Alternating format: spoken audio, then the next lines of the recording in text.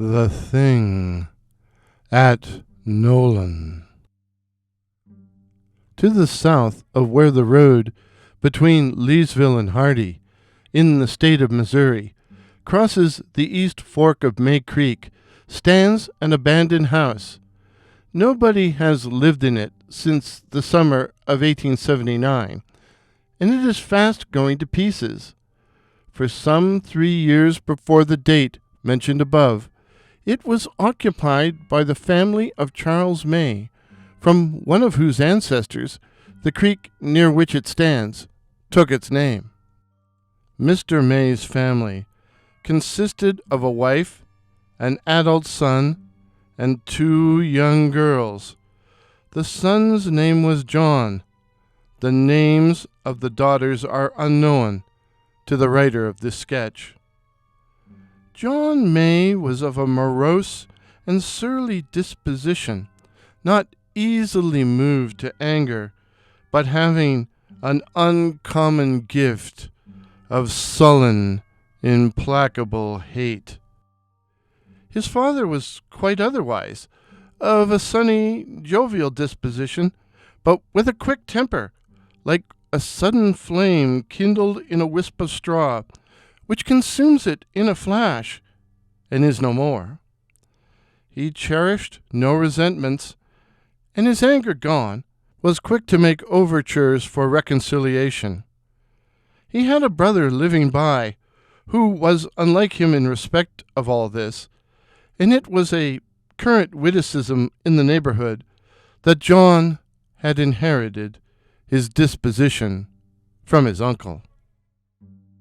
One day, a misunderstanding arose between father and son. Harsh words ensued, and the father struck the son full in the face with his fist. John quietly wiped away the blood that followed the blow, fixed his eyes upon the already penitent offender, and said with cold composure, "You will die for that."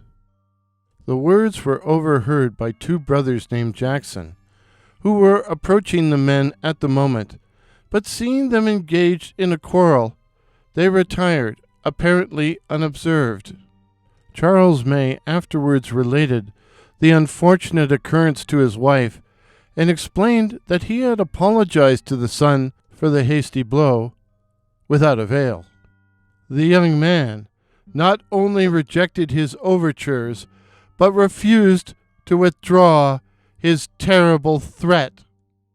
Nevertheless, there was no open rupture of relations. John continued living with the family, and things went on very much as before.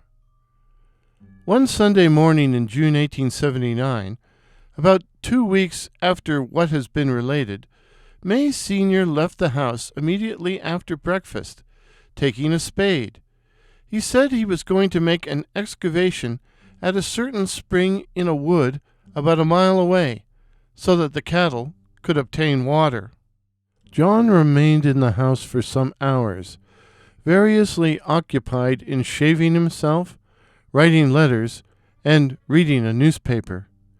His manner was very nearly what it usually was. Perhaps he was a trifle more sullen and surly. At 2 o'clock he left the house. At 5 he returned.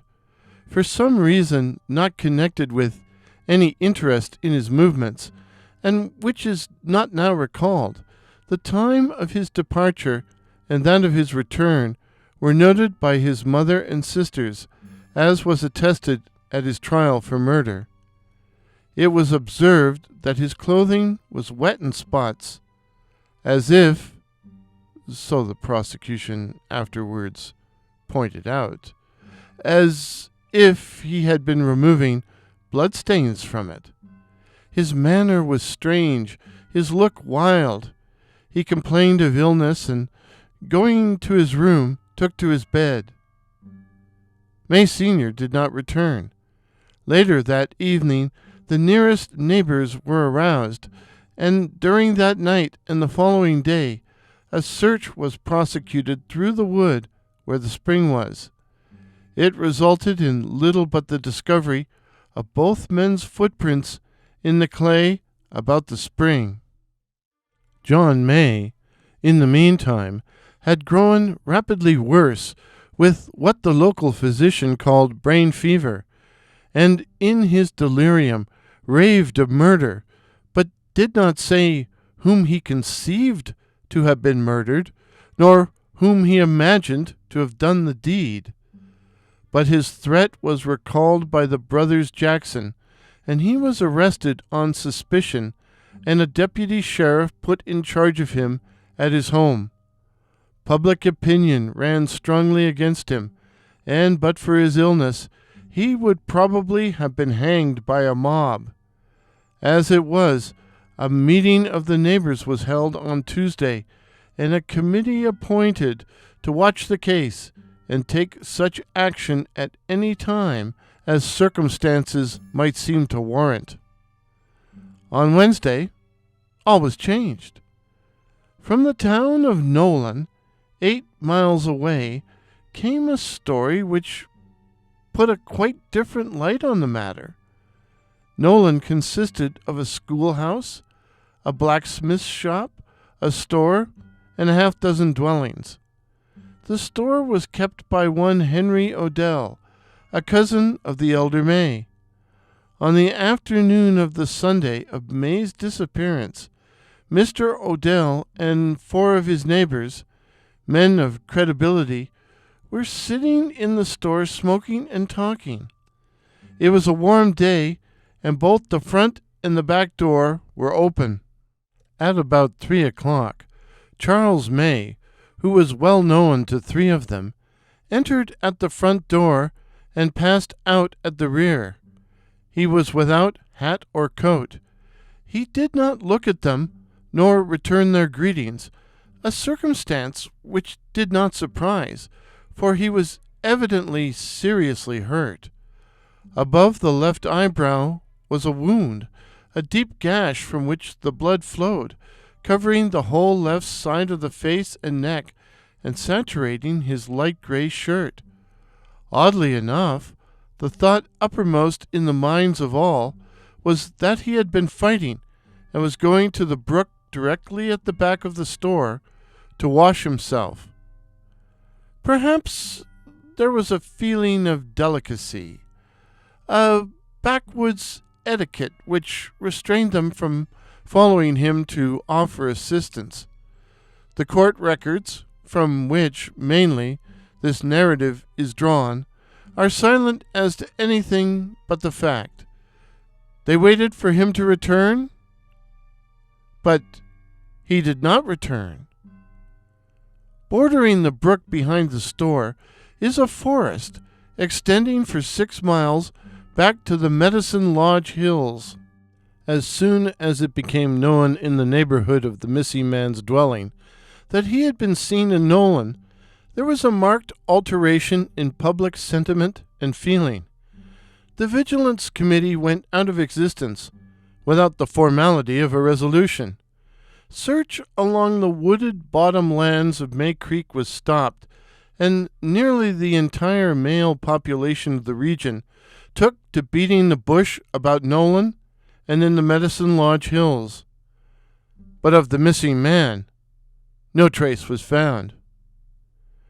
One of the strangest circumstances of this strange case is the formal indictment and trial of a man for murder of one whose body no human being professed to have seen, one not known to be dead. We are all more or less familiar with the vagaries and eccentricities of frontier law, but this instance, it is thought, is unique. However that may be, it is of record that on recovering from his illness, John May was indicted for the murder of his missing father. Counsel for the defense appears not to have demurred, and the case was tried on its merits. The prosecution was spiritless and perfunctory. The defense easily established, with regards to the deceased, an alibi. If, during the time in which John May must have killed Charles May, if he killed him at all, Charles May was miles away from where John May must have been, it is plain that the deceased must have come to his death at the hands of someone else. John May was acquitted, immediately left the country, and has never been heard of from that day.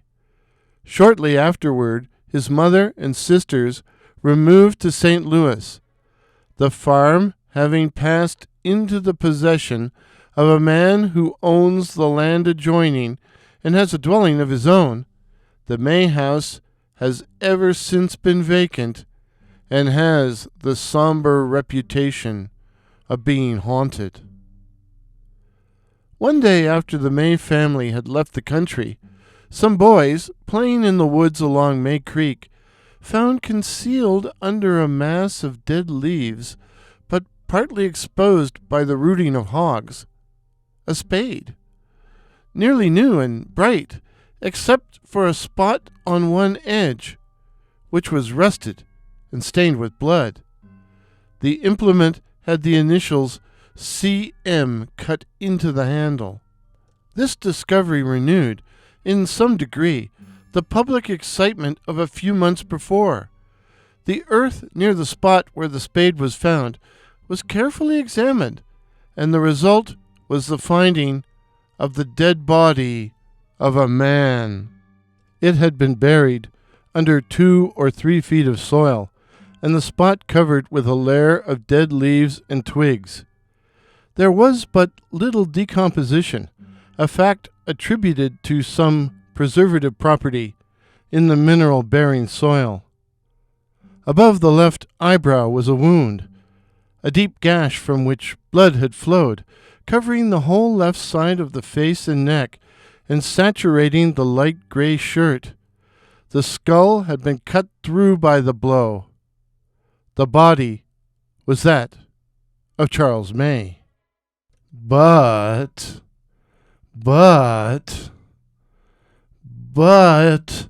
what was it? What was it that passed through Mr. Odell's store at Nolan? What was it?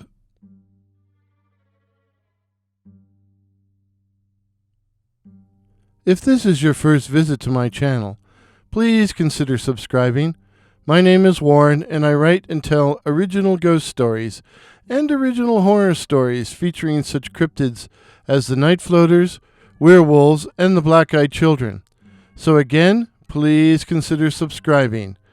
Please help me to reach my goal of 2,500 subs. Till midnight. Cheers.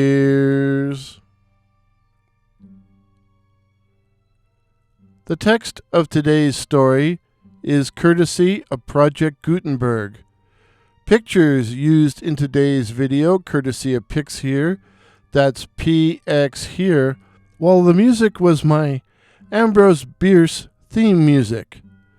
Ghost Processional by that patron of the internet, Kevin MacLeod.